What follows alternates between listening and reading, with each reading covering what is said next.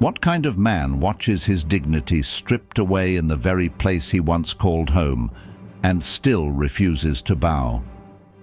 Listen closely, Patriot.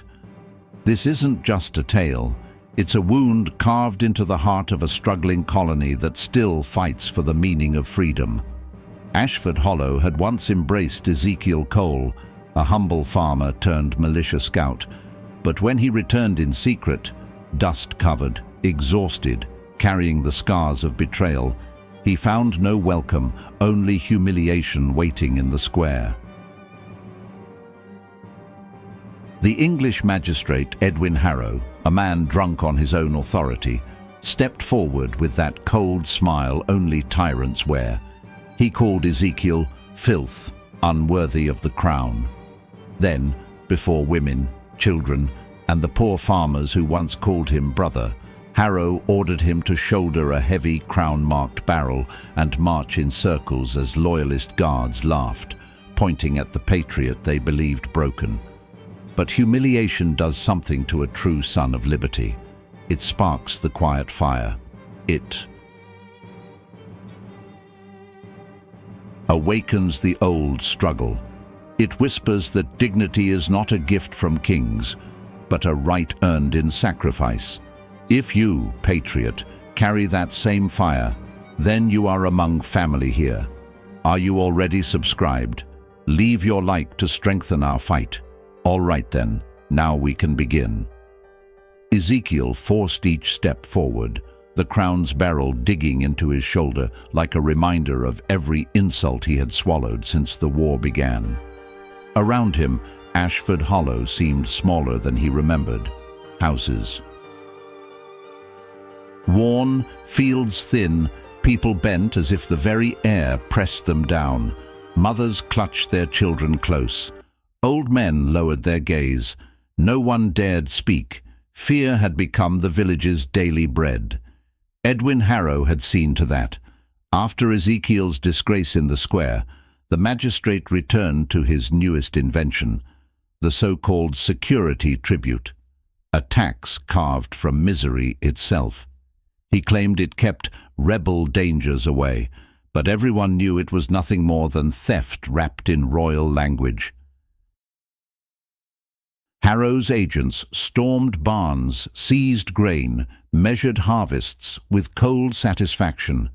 Entire winters vanished into wagons bound for loyalist storehouses, and if any patriot questioned the decree, Captain Briggs arrived with his loyalist militia, towering men in polished coats who enjoyed watching colonists tremble. They rode through the village like predators, knocking on doors with rifle butts, demanding obedience, mocking the idea of independence with every slow grin. Ezekiel watched them from the edge of the square, chest rising with a familiar anger he had tried to bury. This was not law. This was domination disguised as order. Every confiscated barn, every child crying as Briggs's soldiers marched past, was another scar carved into the dream of liberty. Once, Ezekiel had believed he could live quietly after the last campaign, lay down his rifle, rebuild his farm, forget the betrayal that had driven him into hiding. But Harrow's tyranny had turned Ashford Hollow into a cage, and cages have a way of waking the old fire inside a man. The villagers noticed his presence now, brief glances, fragile sparks of hope mixed with hesitation. They had heard rumors of what Ezekiel had survived, whispers of the ambush that had killed his closest companions, secrets about a hidden truth he carried like a weight in his chest, something that the crown would burn the entire valley to silence. And though he offered no words, his return alone felt like a quiet rebellion, a signal that their suffering might not last forever.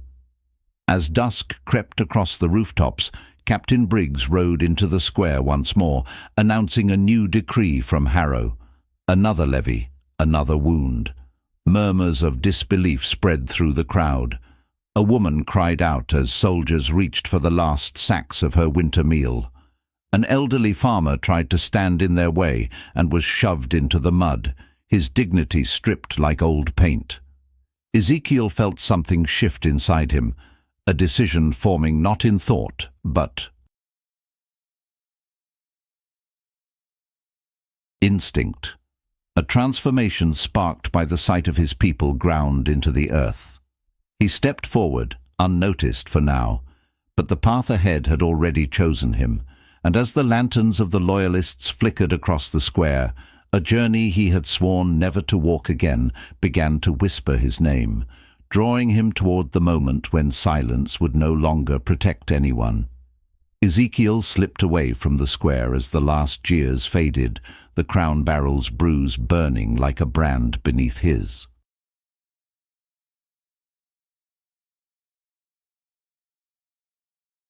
Coat. He moved along hedgerows and broken fences, through fields shorn too early by Harrow's collectors. Frost clung to the stubble. Lanterns blinked in distant windows, small stars trapped inside glass. He turned down a narrow path the militia rarely bothered to patrol, and came to the cottage where he had once measured summers by the scent of bread and the rhythm of a mother's hymn. Now the roof sagged. The door leaned. Wind threaded through the slats with a hollow whistle. He knocked softly. No answer. He lifted the latch and stepped into the dim room. The hearth glowed with a thin ember. A kettle whispered on a hook. On the bed nearest the fire lay Miriam Cole, gaunt as a candle since its last hour, her eyes bright with the fever that had gnawed her lungs. She smiled when she saw him, tired, tender, unafraid. Ezekiel knelt beside her and pressed his forehead to her hand. It felt light, as if even bone had learned to yield. "You came home," she breathed. "I came to mend what I could," he said, though both knew this house asked for more than nails.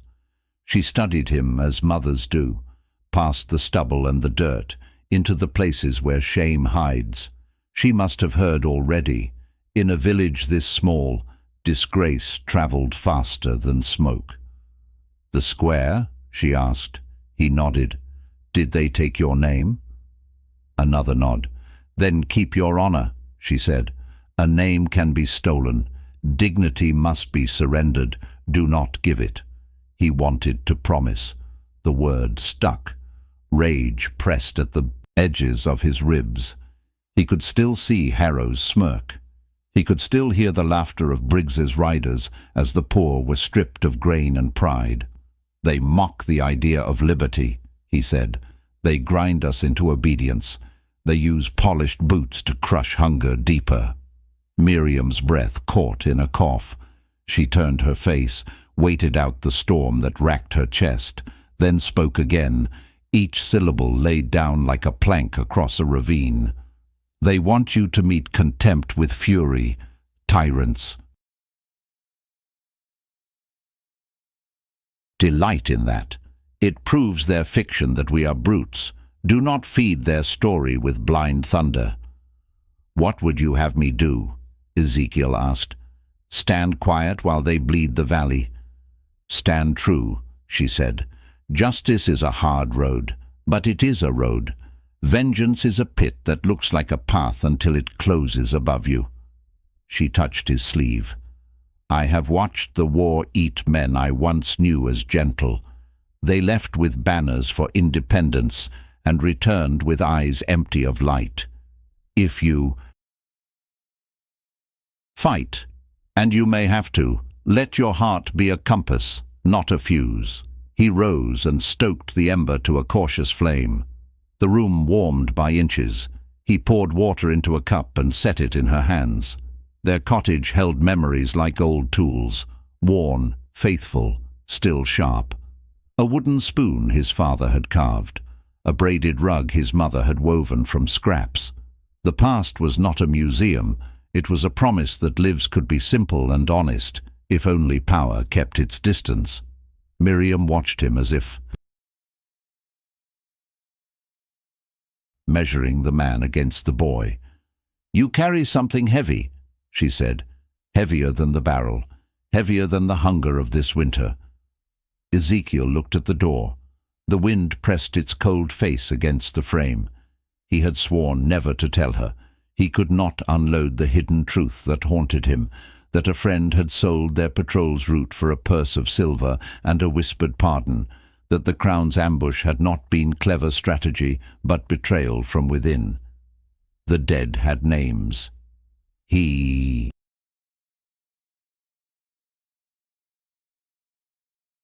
said them silently. He swallowed them again. "I carry what I must," he answered. "Then do not let what you carry turn you into the thing you hate," she said. "Rebellion begins in the soul, long before it shouts in the street. Choose the kind that frees you as it frees your neighbors, not the kind that burns you from the inside." Outside, a hoof cracked the earth. Ezekiel's hand went to the knife hidden inside his coat. 2 riders passed the path without stopping, their laughter thin with drink. Briggs's men prowled even at night, guarding their invented tributes as if guarding a crown made of fog. The village had learned to hunch its shoulders at every sound. Children woke at small knocks. Dogs stayed quiet, wiser than men. He returned to the bed. Miriam's gaze did not waver. "If you confront Harrow, you will be tested," she said. "You will be offered choices that look like shortcuts. Strike first, damn the cost, silence the weak link, trade one sin for another. That is how oppression spreads, by convincing the oppressed to mimic it." Ezekiel thought of the barns sealed with wax stamped in royal red, of mothers bargaining with family heirlooms for a measure of flour, of old soldiers with patched coats staring down their last winter. He thought of the barrel, its weight meant to break him in front of the living and the dead. He felt the curve of his decision forming and feared it would not leave room for mercy. "What if justice requires the blade?" he asked. "Then keep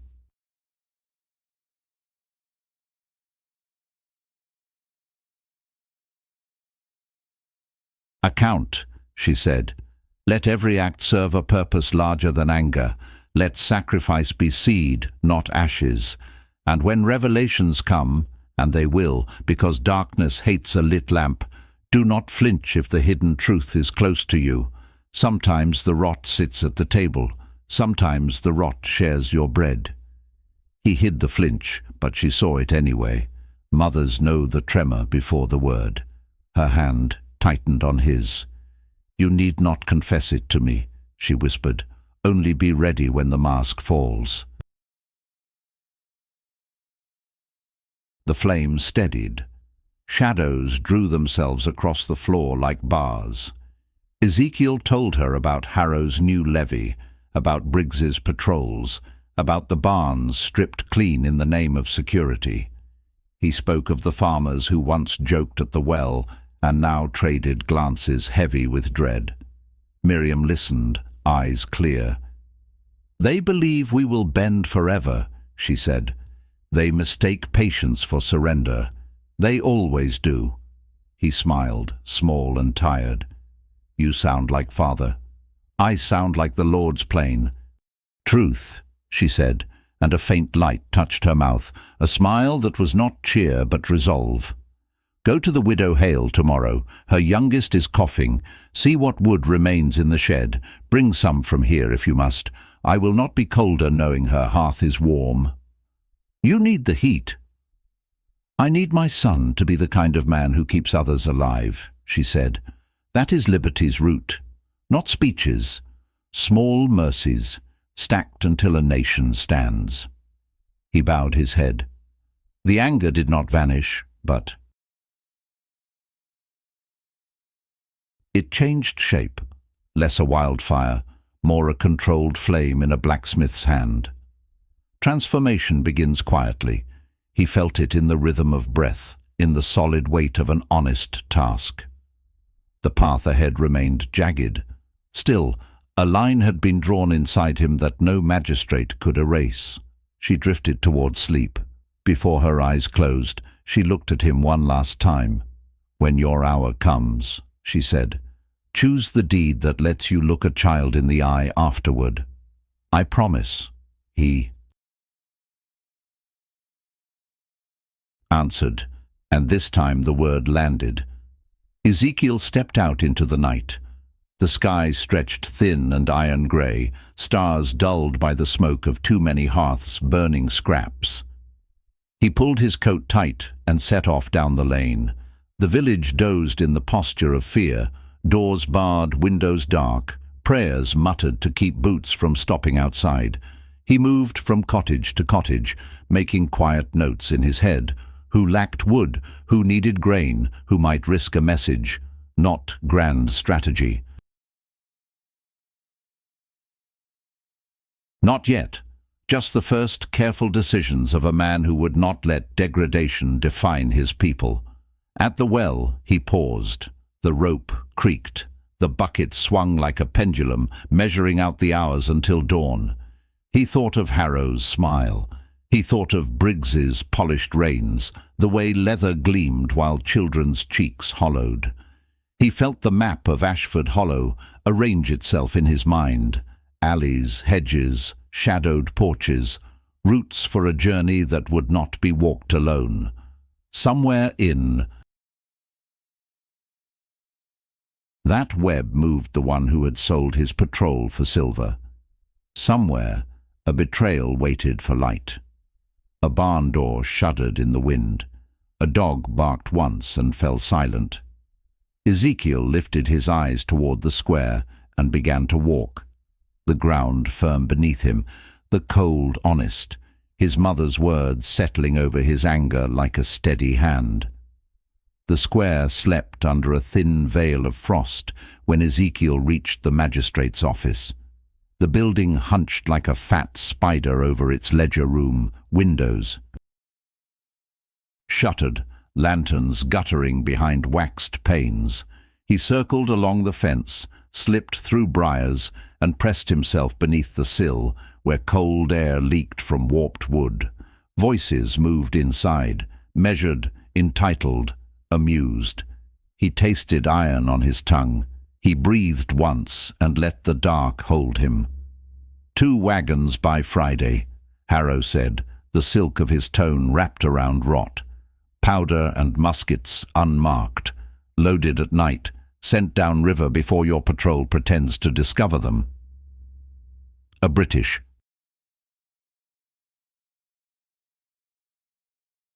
officer replied in that casual drawl the Empire wore when discussing other men's lives. And the colonists? Will they not notice their storehouses thinning? They will notice everything, Harrow answered, chuckling softly. Hunger makes excellent discipline. Call it security, call it crown necessity. The rabble understands the language of fear. Coin clinked. Gold.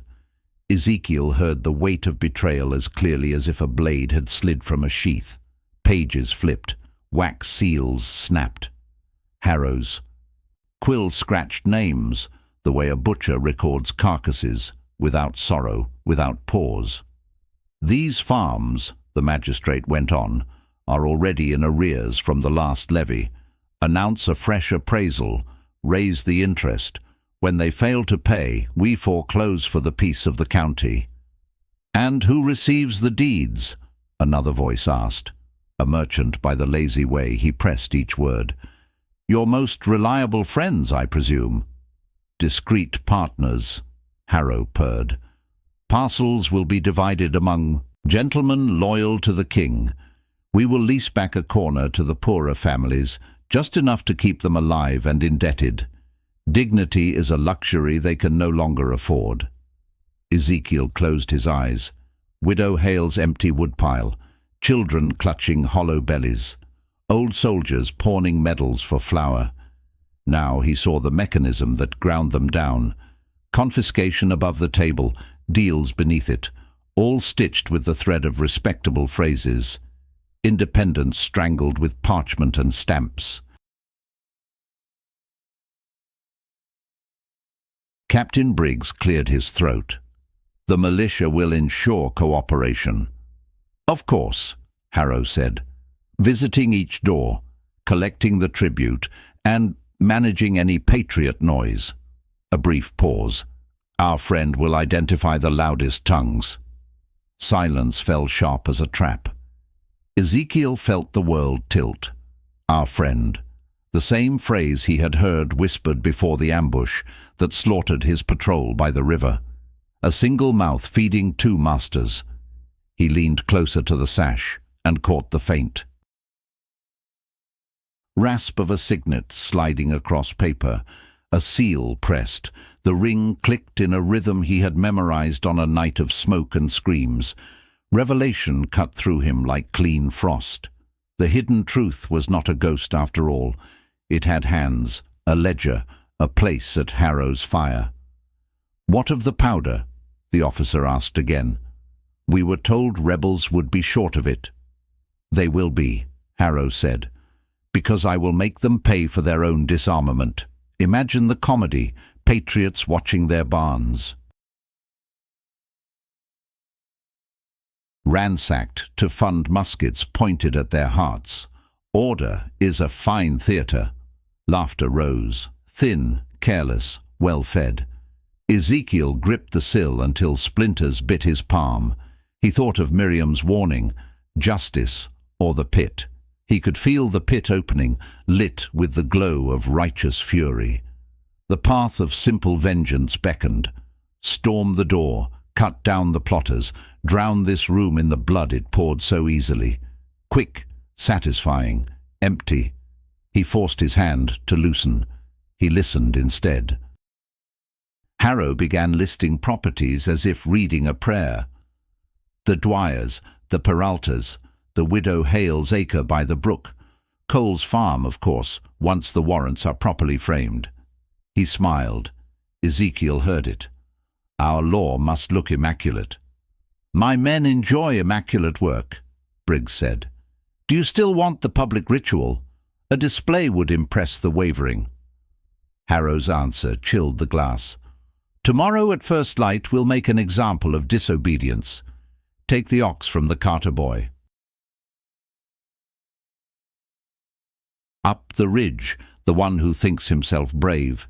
Confiscate the plough. Humiliation educates faster than sermons. And let Ezekiel Cole witness it. He needs to learn his place. A blade of cold slid along Ezekiel's spine. They were reaching for Arthur Carter, the teenage son of a neighboring farmer who still believed courage could be loud and pure. The boy would fight and be beaten. The village would watch and shrink further into itself. That was the lesson Harrow wanted carved into the morning.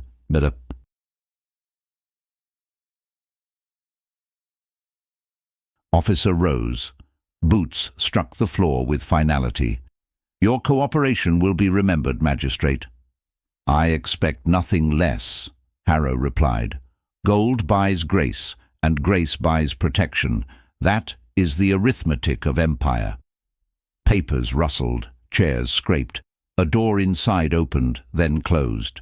Ezekiel waited as footsteps crossed the hall. He slid sideways, melted into the hedges, while Briggs's men stepped out onto the porch, laughing about a woman they had frightened into tears. The officer's coach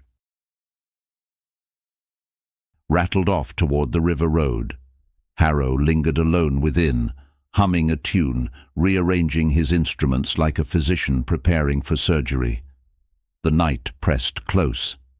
Ezekiel counted to 50, then to 100. When quiet settled, he rose and moved toward the back, where the office wall met the storehouse. A loose board yielded beneath his blade. He slipped into the narrow space that smelled of dust and grease. Ledger light poured through a gap. He studied the desk. Ink bottle. Sand. Shaker, balance scale. 3 small ledgers. 1 black, 1 red, 1 green. The green held deeds. The red listed names and prices. The black was older, edges worn, a traveller's notebook dressed as law. He could reach none without breaking the window. He memorized what he could: numbers, ciphers, the pattern of Harrow's false accounting. The memory lodged like nails. He backed away, replaced the plank, and moved along the alley toward the well.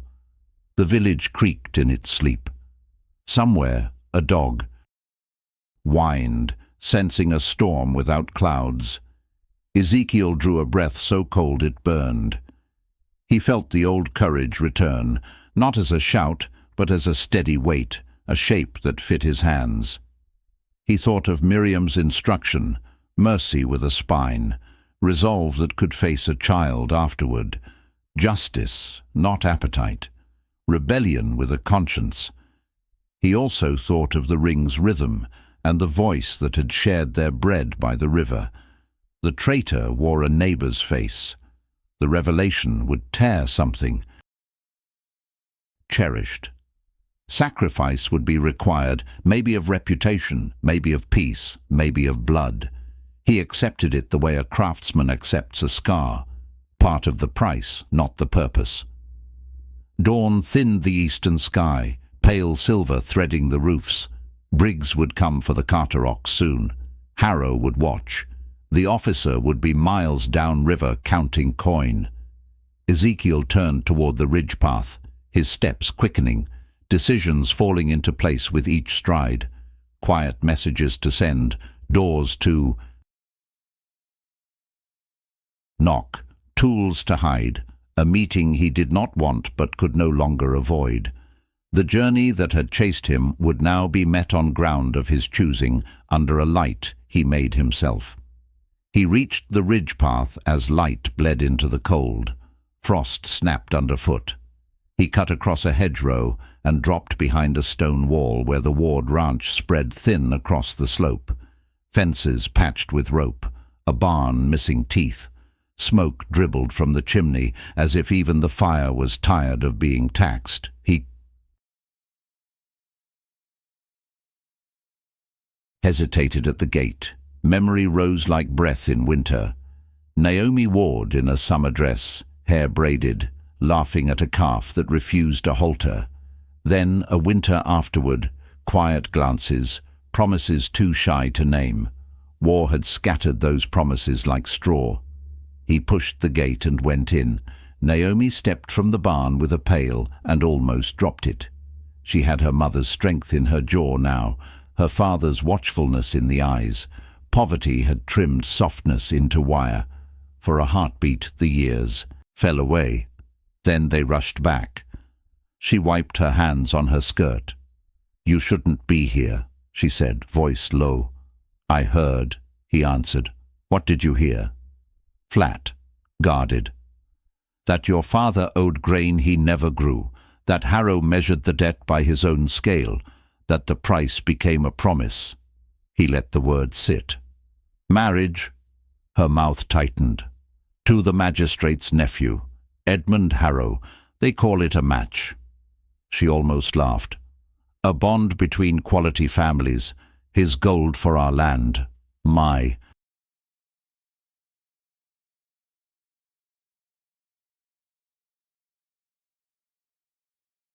Hand for our survival. Slavery dressed as a wedding. Ezekiel felt a pain that had nothing to do with bruises. "When?" "Soon," she said. "As soon as the papers are cleared and my father signs what they place under his pen. He thinks it saves us. He thinks swallowing shame is better than being cast into the road. He is not wrong about the road. That is what makes the degradation work. He wanted to say he would take her and run. He wanted to promise a valley, a free sky, a garden where no inspector's boots would leave prints. Words burned behind his teeth, reckless and bright. Then Miriam's voice moved through him, steadying his blood. Justice, not the pit. Decisions that could face a child's eyes. "Listen to me," he said. "Harrow is selling powder and muskets to Crown officers. Off the books. He trades your life the same way. This is not law. This is theft wrapped in seals. I heard it from his mouth." Naomi stared at him, searching for lies. She did not find any. A tear broke. and did not fall. Then the ground I stand on is already carried away. Only if we let him keep the ledger closed, he said. There are 3 books, green, red, black. The green holds deeds. The red lists bribes by other names. The black is older, codes and favors. If the town sees them, if the officers who don't dine at his table see them, his protection cracks. And if you are wrong, he took a breath that tasted of iron, then I will be dead by sunset, and Harrow's nephew will still put a ring on your finger. But I am not wrong. She turned toward the barn, still holding the pail as if the old rhythm could save her. He visits here, she said. Edmund. He talks about culture as if we were furniture. He carries his uncle's seal when he travels in the district. He leaves his coat on the chair by the hearth, heavy as a crow. She looked back. You need the seal. I need an impression, he said. Wax against the ring. A stamp we can use to mirror his own hand. With it, we can draw his partners into a room they don't expect. And we can empty a storehouse before they notice, not to steal, to give back the grain they took. A noise rose from the lane. 2 loyalist riders cantered by, one with a scarf of scarlet tucked into his collar like a boast. Naomi waited until they passed. If I help, my father loses everything when they discover it. If we do nothing, he loses it anyway, Ezekiel said. And you lose yourself. She set the pail down and came closer, looking at the bruise under his collar. They made you carry a barrel through the square, she whispered. I heard the laughter from the hill. Her fingers hovered, not touching. You wore disgrace so I would not have to wear a crown of chains. I thought I could bear the traded life. I told myself it was sacrifice. Maybe it is. But sacrifice that kills the soul is not obedience. It is surrender. She drew a breath. I will not bow to their theatre. He felt the world tilt toward a new course. We move. Carefully, he said, not as arsonists, as carpenters, piece by piece. We gather truth and place it where it cannot be denied. Naomi's eyes hardened. Edmund comes tonight to bring a bracelet, some heirloom meant to impress. He always drinks too much cider and falls into a chair, smug and sweet with promises. She swallowed the taste. I can warm wax. I can press the ring to seal a letter he will never see. I can carry the impression under the lining of my sleeve. Can you get a key, Ezekiel? Asked. I can get his trust, she said. He wants to believe me grateful. Betrayal blooms best in gardens planted by arrogance. She almost smiled, and then did not. But if I do this, there is no safe path back. They will call me traitor. They will call me ruined. They already call us rebels as if the word were mud, he said. Let us earn the name until it means neighbor, until it means human. A shout came from the house. Her father, coughing, asking for water. Naomi turned, then paused and faced him again. One more truth, she said. When you left after the river, I hated you. Not because you survived, because you did not bring the dead back with you. I thought you had chosen your own life over theirs. He took the blade of that sentence and let it cut. I chose nothing, he said. The choosing was done by a man who sold our map for coin. He was at Harrow's table last night, though I could not see him, only hear the ring against paper. When I find him, I will hear it again. Do not let that sound rule you, she said softly. Vengeance swings wide and takes more than it came for. She stepped forward and touched his cheek, a brief mercy. We will break their chain without becoming another link. He nodded. The decision was not a firebrand now. It was a craft, a plan. "At dusk," he said, "I will be near the orchard behind your house. If you fail to come, I will assume you could not move.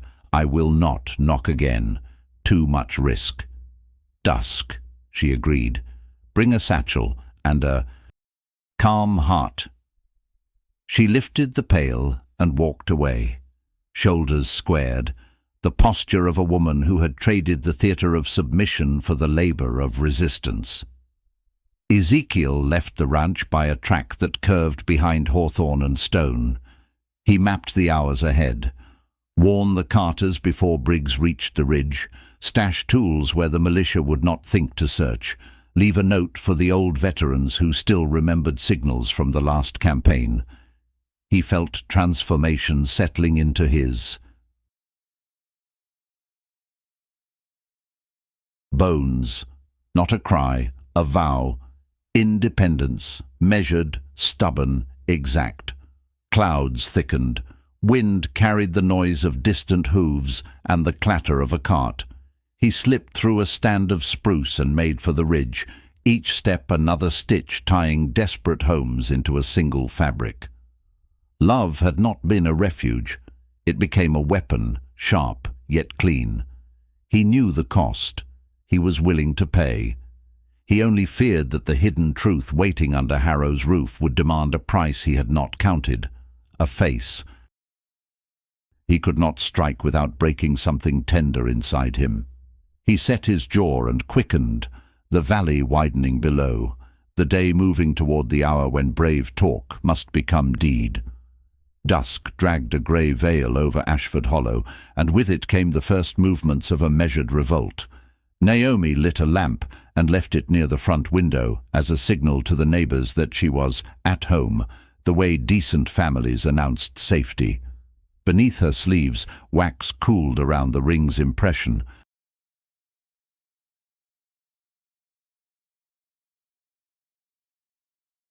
Flat as a coin against her wrist. She smoothed her dress, tied a ribbon that looked like concession, and walked straight to the magistrate's house. Servants glanced at her with the mild disdain of those who borrow power by proximity. She asked to see Edwin Harrow on a matter of women's concern, the sort of phrase that made arrogant men lower their guard. She was shown in at once. Harrow sat with wine and cold chicken, reading a report about grain seizures as if it were poetry. He smiled with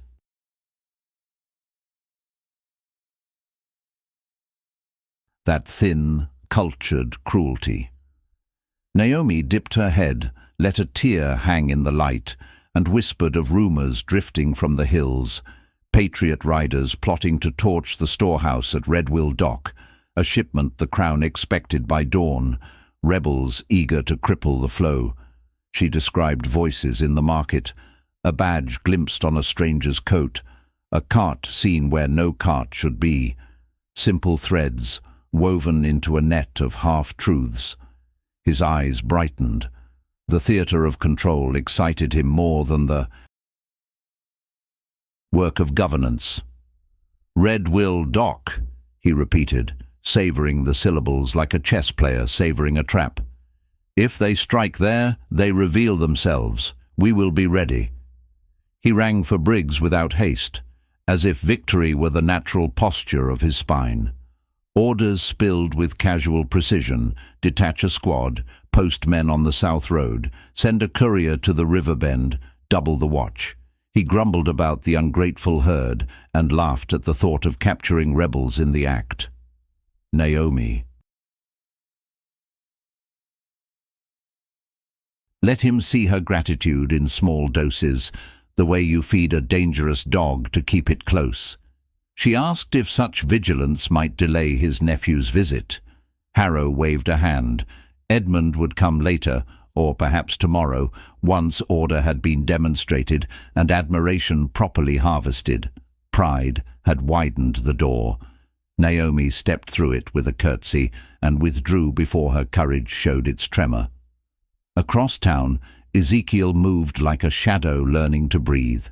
He skirted fences, cut through, an orchard, and reached the courthouse roof while the bell still wore the last color of day. Old skills returned with the ease of a remembered prayer, a coil of line, a leather sling, a pry tool with a flattened beak. He climbed the back wall where ivy hid the scars of earlier repairs and eased onto the eaves, fingers numb, weight measured inch by inch. Wind scraped along the shingles. The town below exhaled smoke and worry. He lay prone and listened. Inside, a clerk shuffled quills. A constable coughed and swore at a splinter. The night watch traded complaints about pay and boots. Ezekiel counted each footfall, mapping routes with his ear. He found the small vent where warm air crept out from the ledger room and fed a length of wire through the slats until it kissed the latch from within. A twist, a soft click. Dignity can be reclaimed with silence as surely as with a shout. He slipped down, swung once, and landed in the dark above the rafters. The record room breathed parchment and dust. Below him the desk waited, ink pooled like a moon in its bottle, sand shaker gleaming, 3 ledgers asleep in their places. He timed the guard's drift, then eased his body through a lattice of beams until his boots met floor. No boast, no flourish. A task performed by a man who had chosen discipline over rage. Green first, deeds and seizures. He opened it to the ribboned page and saw the map of theft written as civic duty, Widow Hale's Brookside Acre, transcribed with elegance. The Carter Ox listed as security attachment, names of families bent by invented calculations. He copied rapidly into a thin booklet he kept in his vest, hands steady, letters tight to save space.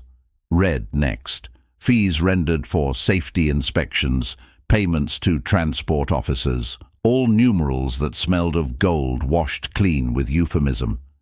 He traced the roots of corruption like a surveyor marking a bridge. Then the black book, the old one. The spine creaked like bone.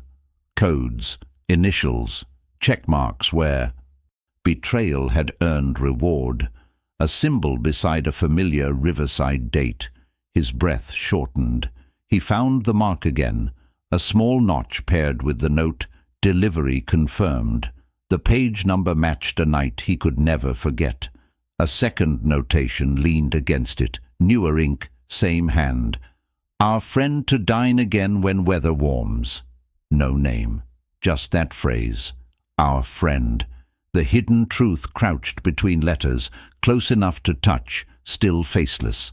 He copied every cipher and closed the cover. With care, as if laying a body to rest. A floorboard groaned outside. Voices approached. Ezekiel slid the ledgers back, wiped the table edge where sweat might betray him, and climbed for the rafters with a fluid pull that denied the pain in his shoulder. 2 constables entered, yawning, discussing the Red Will deployment with jealous snorts. "Briggs gets the river," one muttered. "We get the dust." They tossed dice on a crate and cursed softly when they tied.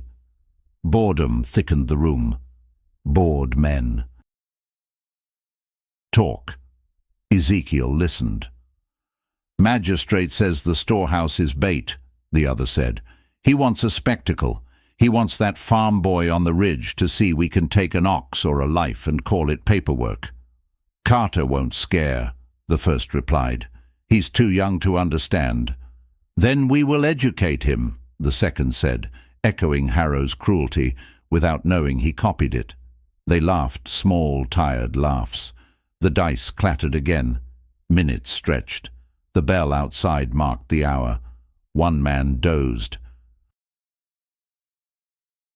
in his chair. The other rose to relieve himself, boots dragging. Ezekiel slipped along the beam and reached the vent. He fed the line through, braced his feet, and lowered himself back into the night air. The roof welcomed him like a friend who asks hard questions. He sealed the vent with its slat, checked the knot, and crawled to the edge where ivy hid the descent. A dog barked in the lane, then fell quiet. He dropped to the ground and melted into hedges before the dozing guard's head could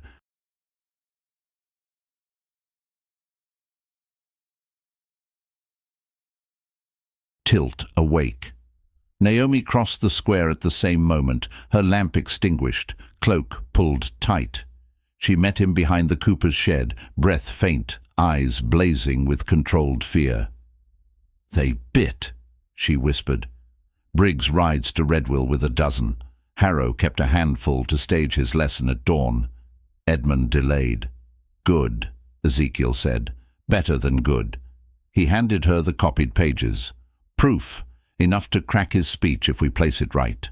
He did not tell her about the fresh note. Regarding our friend.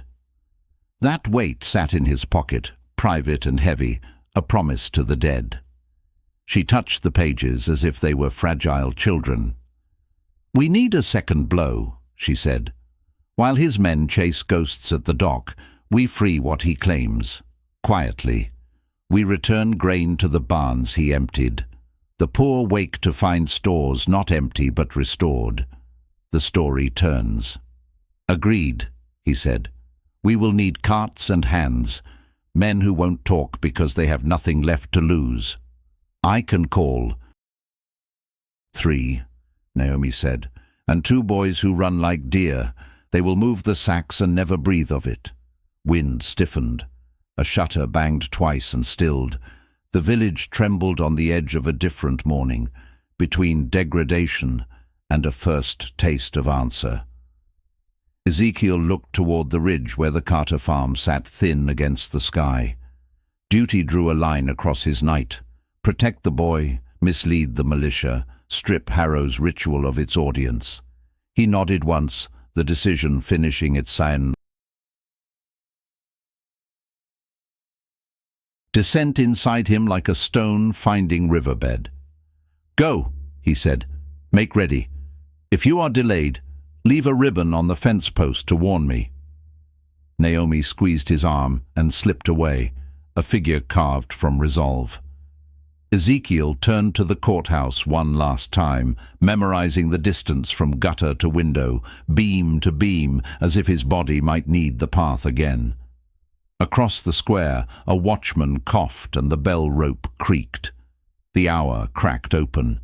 He set off toward the ridge, carrying ledgers. In his coat, a seal's ghost in his pocket, and the certainty that the first spark had caught tinder. Dawn would test whether it could become flame.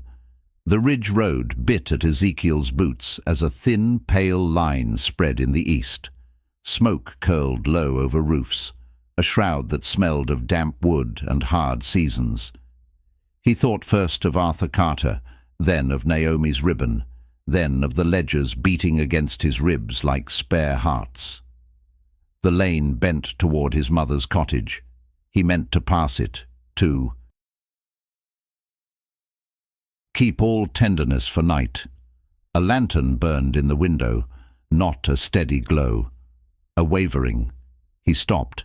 Inside, the air was still except for the slow hitch of a failing breath.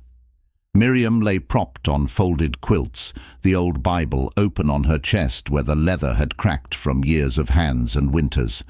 The flame made her face look like a map of long roads, paths walked without complaint.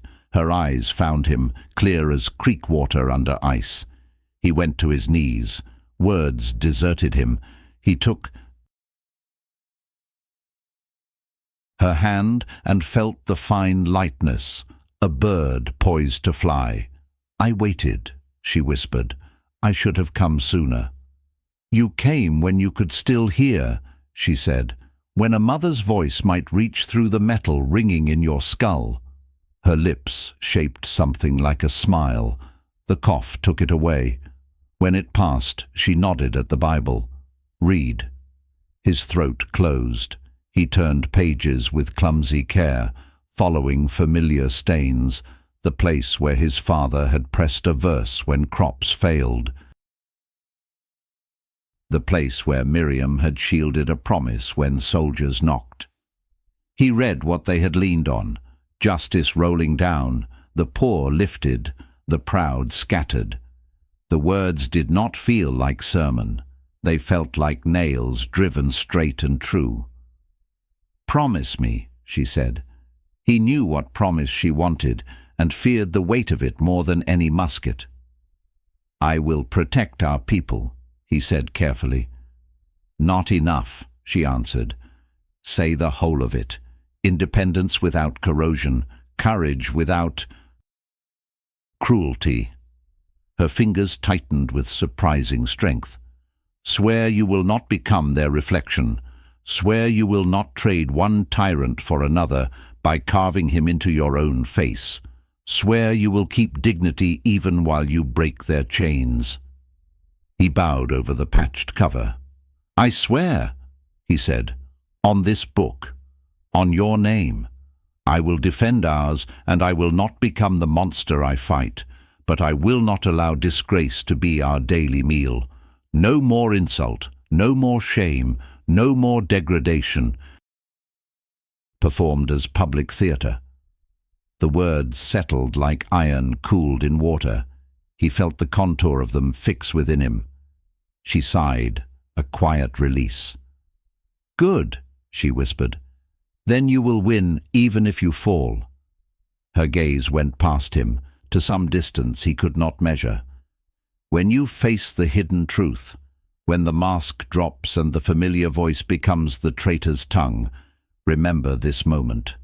Let sacrifice be clean. Let your decisions build, not scorch.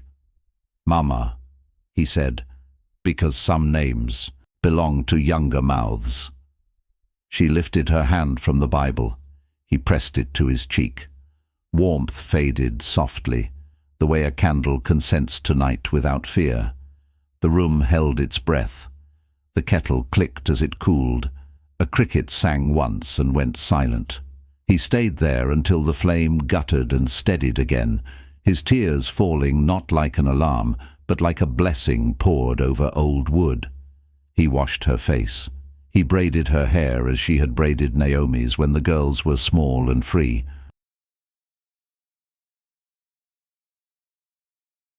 From census men. He dressed her in the linen she kept for Easter and laid her hands over the scriptures. Outside, a cart rattled somewhere on the mill road, a loyalist patrol shifting positions for Harrow's spectacle. The world did not pause for private grief. Empire never does. It counts and proceeds. He stepped into the yard with that knowledge coiled in him like a new spine. A neighbor woman, Mrs. Dwyer, eyes rimmed from too many bad nights, had seen the lamp and came without fuss. She pressed his forearm. He nodded once. They spoke little. In times like these, sorrow speaks itself. She promised to sit with Miriam until a proper laying out could be arranged. He thanked her, then went back inside and placed the Bible in a cloth bag with the copied pages. The leather touched the paper the way roots grip soil, a covenant with ink. On the threshold, he hesitated. Rage prowled the doorway, eager, persuasive. He could almost see himself marching to Harrow's gate, hammering it open, dragging the magistrate into the square and forcing him to taste the barrel's bite. The image glowed with the heat of insult repaid. He let it burn and fade. Liberty born of fury alone dies quick. Liberty bound to conscience outlasts storms. He cut behind the hedges and moved through gardens where frost glazed abandoned cabbages. The village shifted awake. A shutter opened. A child peered out with that guarded hunger children learn under occupation. Ezekiel lifted a hand in quiet assurance. No speech. No boast. The gesture made a promise more binding than any proclamation. At the Carter farm, the yard was already crowded with worry. Arthur stood by the ox, as if willing his own breath into the beast. His mother held a hoe like a staff. The old man who had taught the boy to set a plough straight, jaw clenched, back stiff, watched the road with a veteran's calm. Ezekiel crossed the field, gave the lad a look that asked for trust, and gave it back. "Briggs is pulling men to Redwill," he said. "Harrow kept enough to perform malice, not to fight a battle. We split them, we tire them, we make them abandon the lesson." "How?" Arthur asked, eyes bright with raw pride. "By turning his spectacle into confusion," Ezekiel said. "We start a small blaze in the ravine away from the barn, smoke without harm. We ring the bell on the old meeting tree with a rope and let it swing empty as if neighbors gather. We knock over barrels by the crossroads to sound like hoofbeats. You, boy, vanish to the back. Pasture with the ox when they run toward noise. Your mother carries a bucket and curses the sky to pull them further. Your grandfather goes to the creek and damps his hat to look like a man who just crawled from hiding. I walk down the lane with a shovel and the face of a penitent ready to argue law while time spills." Arthur grinned, despite the fear. "This feels like a fight." "It is a fight," Ezekiel said, "but we choose the ground." He touched the boy's shoulder. "Hold your temper. Dignity can be louder than fists if you let it." They scattered to their marks. The first hoofbeats came a breath later, a pocket of redcoats and loyalist jackets shining like rust in the new light. Briggs at their head, reins taut, mouth shaped like a sneer that mistook arrogance for strength. He called out the warrant with a showman's roll, savouring each syllable. The mother wailed that the ox meant winter bread. The old man coughed like a broken engine and demanded to see the magistrate's hand.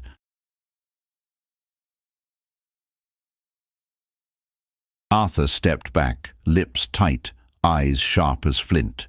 Ezekiel drove his shovel into the lane and leaned on it like a man ready to talk the morning to death. Then the smoke rose from the ravine in a grey tongue. The bell by the meeting tree told itself in a lonely rhythm. Barrels clattered at the crossroads and rolled toward the ditch. Briggs swore, split his men, and galloped left. The rest stumbled right. Two collided. One fell. A third thought he saw figures in the orchard and fired at a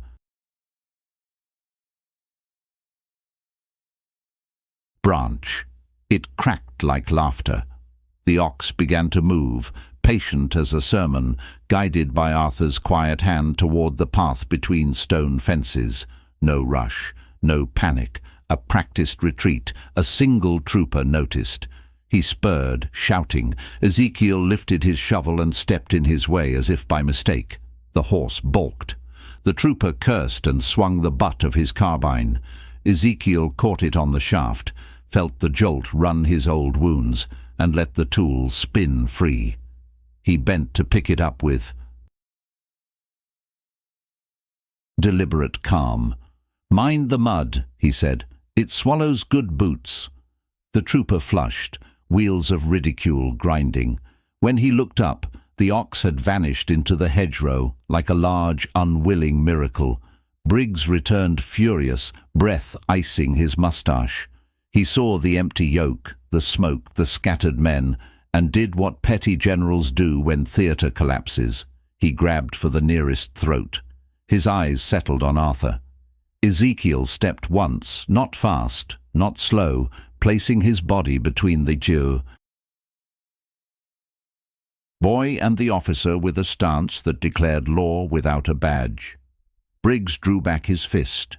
Ezekiel did not flinch. Behind him, mothers stood a little taller. An old soldier straightened his bad shoulder. The village found a thin, shared spine. "Take me," Ezekiel said, voice even.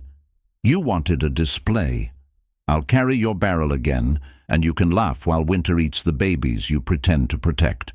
Or you can read your warrant to the air and chase smoke until your horse collapses. Your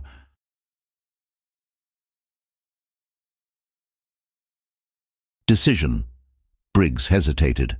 Pride argued with calculation. He glanced down the road toward town where Harrow would be waiting for the tale. He pictured empty hands. He pictured ridicule from a richer man. He spat. "We're not finished," he said, and jerked the reins hard enough to pain the animal. He barked a retreat and clattered away, trying to stitch authority back together with noise. Silence followed, broken only by breathing, the small cry of a boy at the corner of the house who hadn't.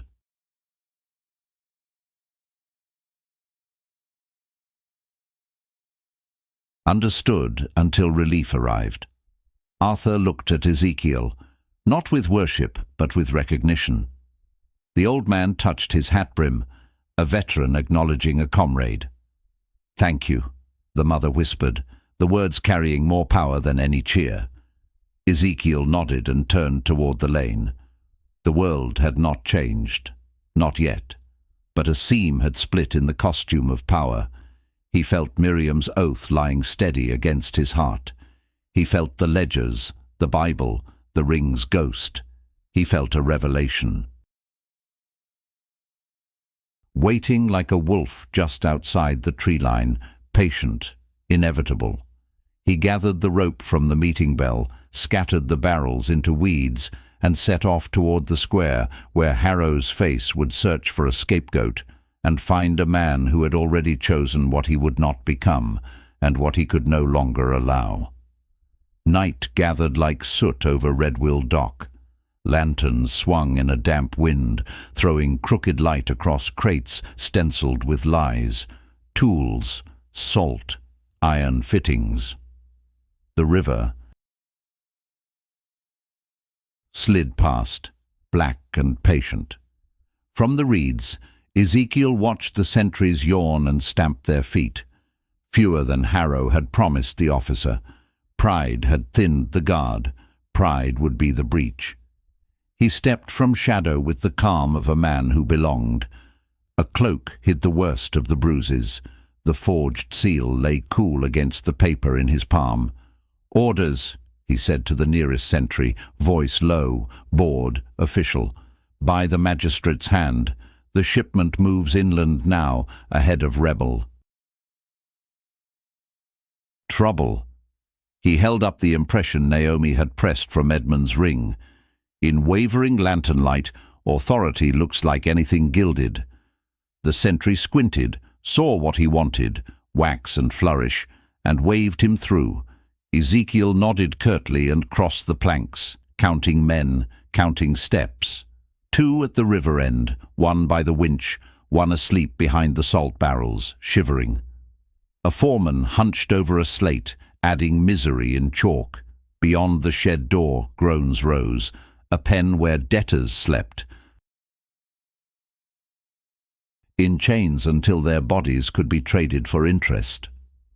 He swallowed heat. Justice, not appetite. He turned to the foreman, presented the seal again, and clipped his words to the rhythm of command. "Shift the powder to the wane, quietly, and fetch your key." The man hesitated, then went to obey the richer voice.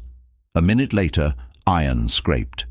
Ezekiel followed him to the pen, took the ring of keys, and faced the first set of eyes blinking in the dark. Farmers, stretched thin, a cobbler with blood. On his shirt, a boy who should have been chasing fireflies instead of counting rats. "You're going home," he said. "On your feet. Carry what you can." Chains fell with small, astonished clanks. Dignity rose slowly from the floor, unsure of its legs. He led the first dozen into the air, pressed a knife into the cobbler's hand, and pointed at the sleeping guard. "If he wakes, scare him. Do not spill what we need tomorrow." The cobbler nodded, throat tight. Wheels creaked. From the far lane, too.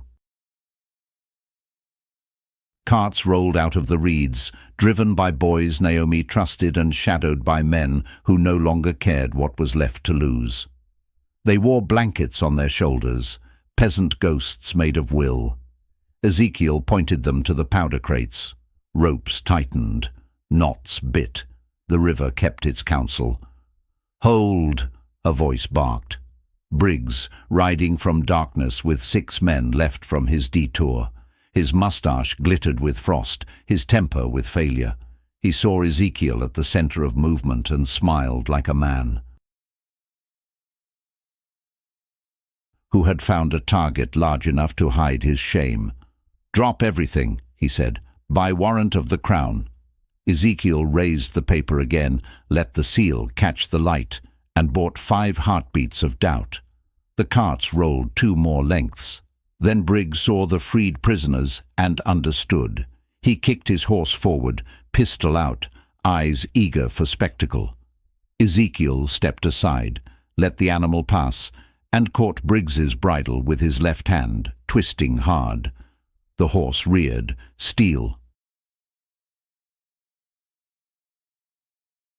flashed, and the pistol fired wild into the night.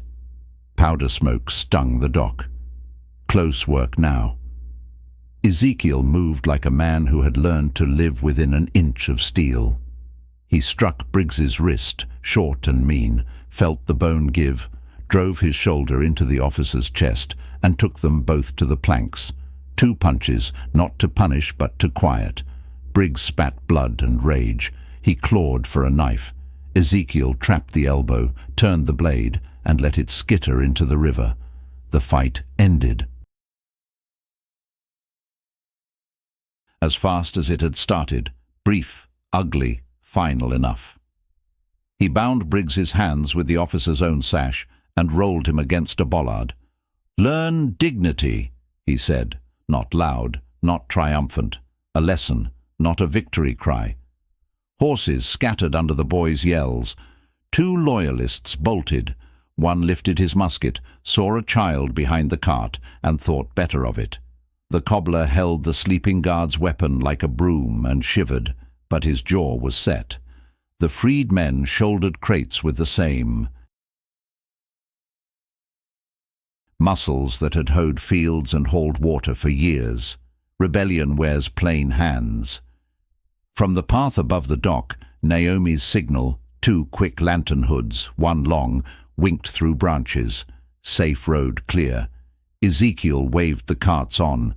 Wheels thumped the planks. Powder shifted with a dangerous hush, a dragon sleeping under canvas. He walked beside the lead axle, body between danger and the boys, while the tail of night curled toward morning. Behind him, Briggs cursed in a slurry of threats, recycled from richer mouths. Ezekiel didn't answer. He had a different audience now. The river, the men who had chosen courage without applause, the women who would wake to find winter not as long as it had been. At the edge of the dock, he paused and turned to the pen. 1 more chain. 1 old man left, shoulder twisted, forgotten by the keyholder's haste.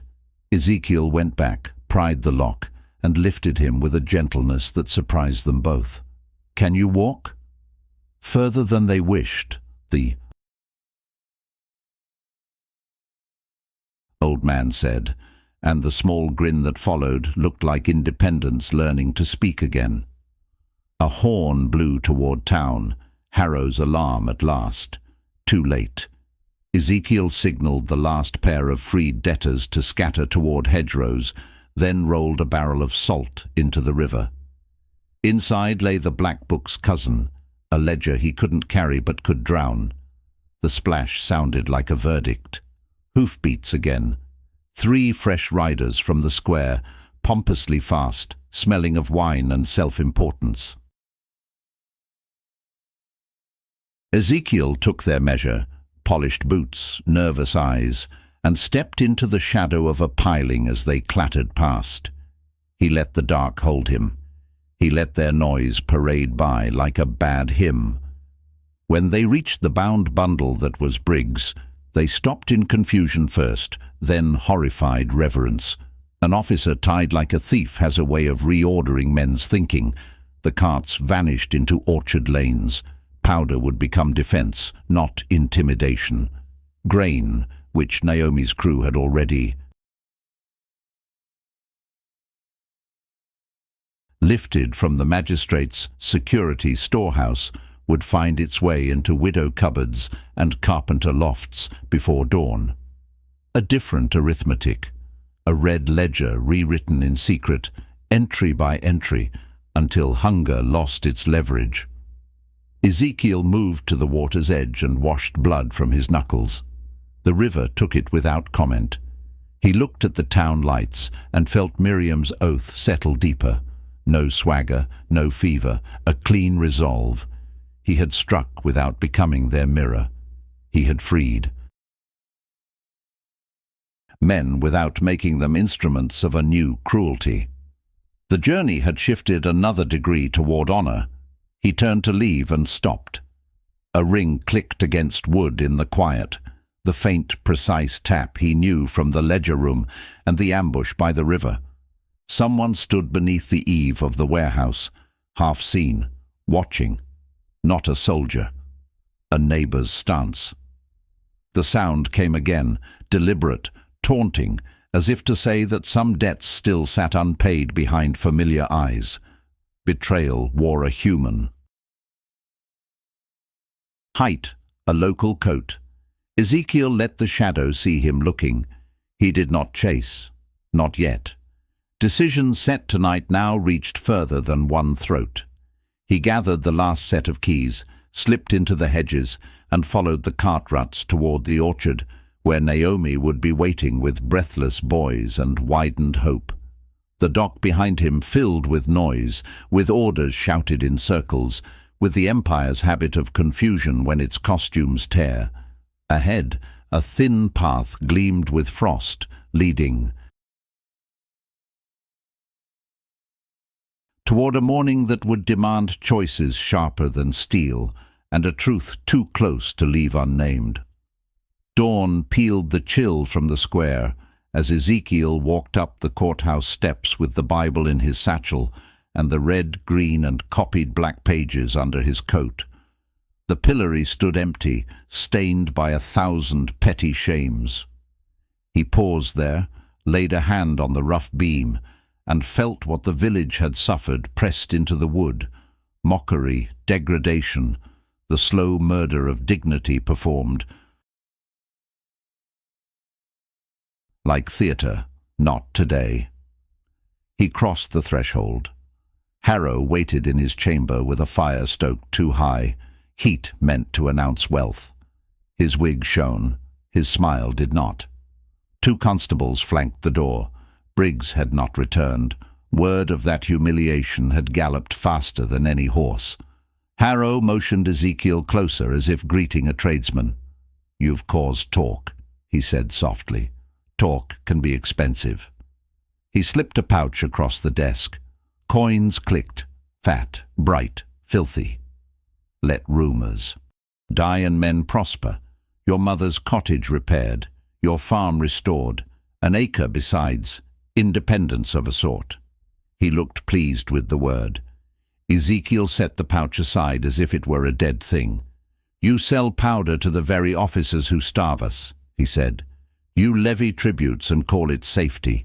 You steal deeds with a pen and call it law. You plan to crush a boy in the square to teach us obedience." He held up the copies, lines marching like witnesses. "I came to offer you one mercy.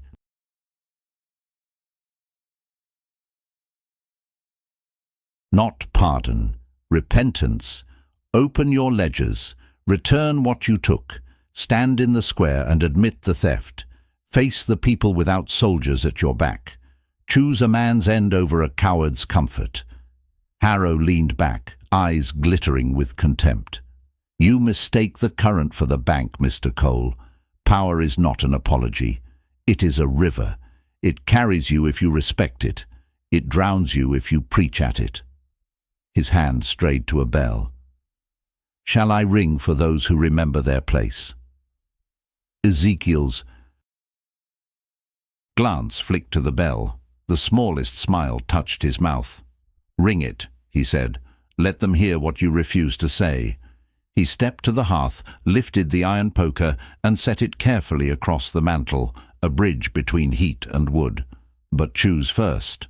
A confession and restitution now, while the choice still belongs to you, or justice without your voice. Justice, Harrow repeated, savouring the taste as a man savours a fruit he doesn't intend to buy. You mean rebellion dressed for Sunday. You mean a ploughman telling gentlemen how to live. You mean peasants calling shame by another name, liberty. He pushed the gold nearer. Take it. Buy your silence. Buy Naomi Ward's freedom if you like. The nephew has other candidates for affection. A tremor moved through Ezekiel, quick and sharp. He saw the ringed hand that had clicked in the warehouse. He heard Miriam's breath in the dark. He swallowed both and looked at Harrow until the magistrate blinked. You bargain with lives, Ezekiel said. I am not for sale, the door whispered. Edmund Harrow slipped inside, cheeks flushed from a late ride, coat flung over his arm, the seal heavy at his wrist. He smirked when he recognized Ezekiel and then noticed the papers, smirk to sneer. Arrest him, he snapped to the constables. No one moved. Fear had cracked. Confusion rushed in to fill the space. Edmund reached for his pistol, but Ezekiel was already there, palm on the barrel, a twist, a soft pain, the weapon clattering too. Carpet. The constables looked at each other and stepped back. Even hired obedience hesitates before a ledger opened in daylight. Ezekiel turned to Harrow. Last chance, he said. Speak to your neighbours as equals. Return grain. Tear up foreclosures. Name the officers who paid you. Name the friend inside our ranks who fed you roots and dead men. Harrow's eyes gleamed at that. A private triumph. You don't truly want the hidden truth, he murmured. Revelations cost more than coin. I will. Pay, Ezekiel said, but not today, on your terms. Harrow reached for the bell. Ezekiel let him. The brass rang, thin and frantic. Outside, footsteps gathered. Villagers first, then loyalists, then those who pretend to neutrality until the wind decides for them. Ezekiel stepped aside and opened the door wide. Come in, he called, not loud, but firm. Come hear how security is purchased with your hunger. Faces filled the hall, mothers with shawls pulled tight, old men with eyes like flints, carpenters with sawdust in their hair, the newly freed debtors who could not help standing straighter. Naomi slipped near the doorway, sleeve stitched where wax had cooled, gaze fixed not on Ezekiel, but on the words in his hands. He passed her the copies. She handed them to Dwyer, to Peralta, to the widow with the empty woodpile. Pages moved like bread. Murmurs thickened. Ezekiel placed the green book on Harrow's desk. The magistrate had locked the original elsewhere, but the copy was true. He spoke simply, without flourish. Each entry was a nail. Here, he said, and here, the acre beside the brook taken for a levy that never guarded anyone. Here, security attachment, when security meant winter unheated. Here, names changed to initials when the hand grew nervous. He lifted the red columns. Payments to officers not posted on any roll. Inspection fee when inspection meant plunder. He held the notation from the black cipher, and this mark beside the night at the river. Delivery confirmed, not by weather, by a mouth at our table. Harrow laughed softly as one laughs at a child's moral. Do you think a crowd can alter a tide? Naomi answered before Ezekiel could. Crowds are tides, she said. You taught us that by pushing and pushing until we leaned together. Edmund lunged. Ezekiel met him halfway, not with the blade the younger man expected, but with the flat refusal of a wall. He turned Edmund's momentum toward the door. The constables stepped smartly. aside.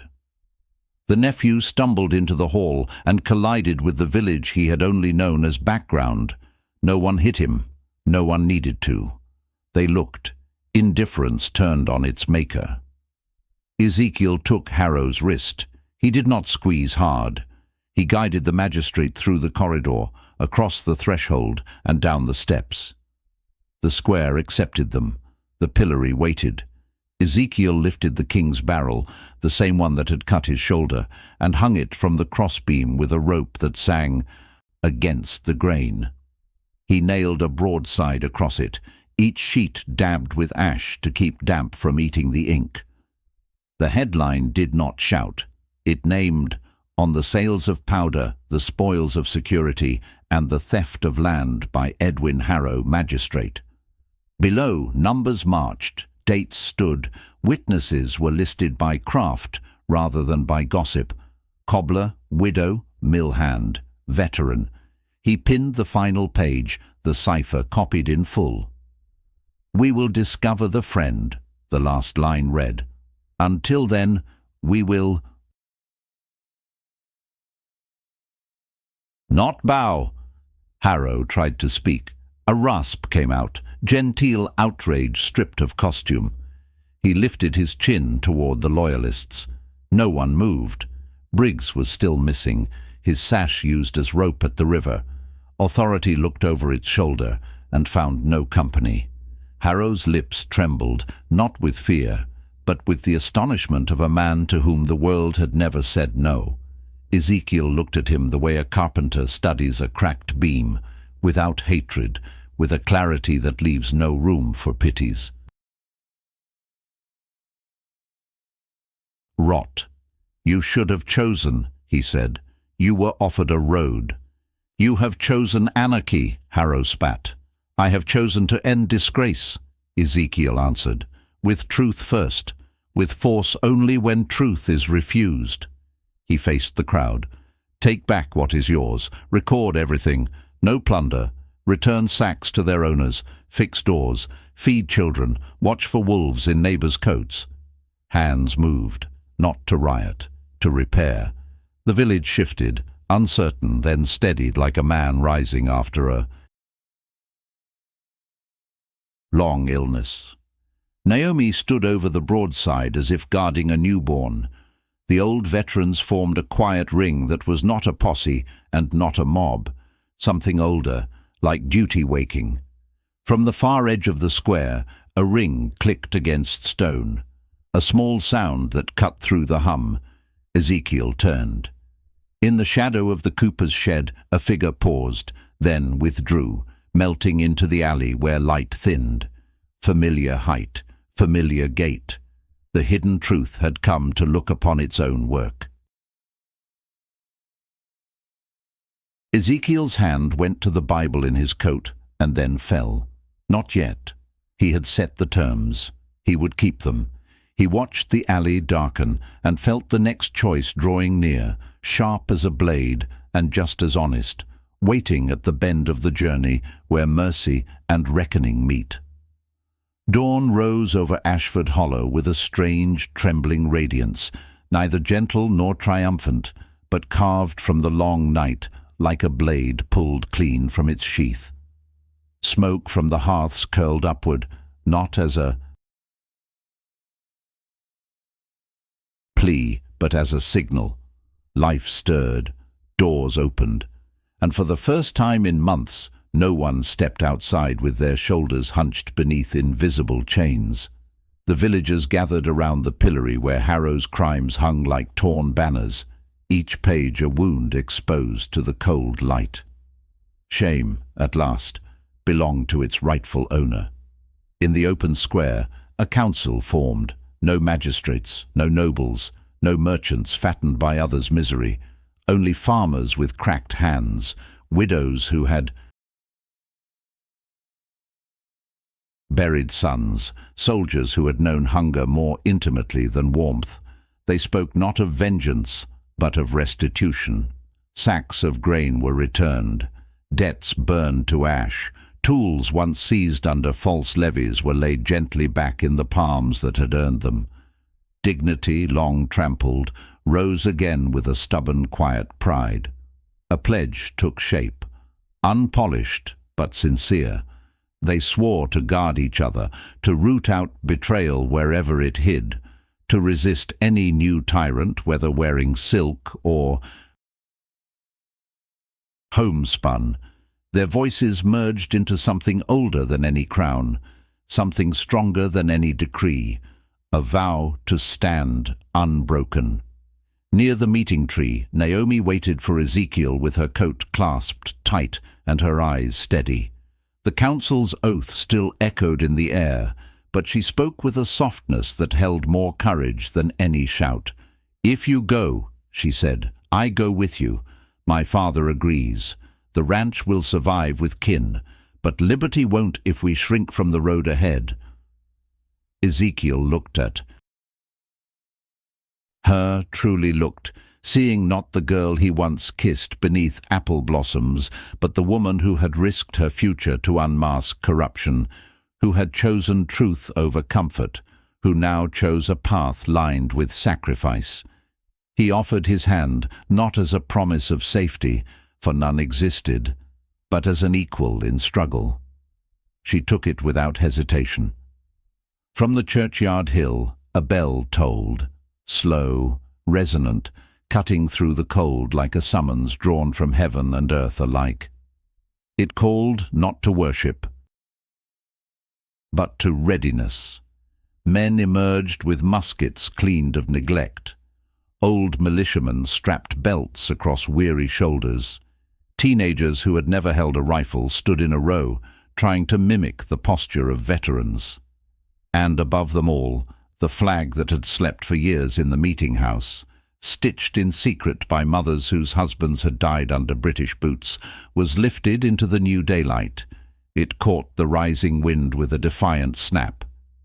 Ezekiel and Naomi stepped forward. The crowd parted. No. Cheers, no speeches, just a shared silence that spoke more deeply than any ceremony. Each face bore the memory of disgrace survived, pride reclaimed, and independence not yet won, but pursued with a fierceness no empire could extinguish. Miriam's Bible weighed steady against Ezekiel's ribs. Her oath lived in him now. In every stride he took toward the gate at the far end of the square where the Minutemen gathered. The road ahead shimmered with frost and danger. The British would return with reinforcements, with new demands, with the arrogance of men who consider themselves architects of other people's destinies. But Ashford Hollow had awakened, and once dignity learns to stand, it refuses to kneel again. Betrayal still lurked in the alleys, its true face waiting to be named, but that reckoning would come in its hour. For now, the village walked with a different gait, straight-backed, eyes forward, spirit rekindled. Ezekiel paused at the gate, letting his gaze sweep the town that had shaped him, scarred him, and finally risen beside him. "They tried to buy our silence," he murmured. "But silence is a luxury for the enslaved. We carry our voice on this road." Naomi nodded. "And we carry theirs too." Behind them the bell rang again, its echo rolling through the valley like the first drumbeat of a nation being born. Together they stepped onto the narrow path leading east, toward the militia camp where other patriots waited with cold hands and burning hearts. Snowflakes drifted from a pale sky, each one dissolving on their coats as if blessing the journey ahead. The world felt vast, perilous, unfinished, yet alive with possibility. Liberty demands a price. Struggle asks for sacrifice. But some battles are worth the wounds they carve, because they ensure that no child grows up believing humiliation is the natural order of things. Ashford Hollow would never lower its gaze again, not while Ezekiel lived, not while Naomi walked beside him, not while the flame of rebellion moved from hearth to hearth, carried by ordinary souls who refused to surrender their birthright. If you felt this story echo somewhere deep, if Ezekiel's fight stirred something in you, let me know. Leave your mark with a like. Share your thoughts in the comments and subscribe if you want to keep walking these roads of courage with us. It helps this humble campfire of stories keep burning.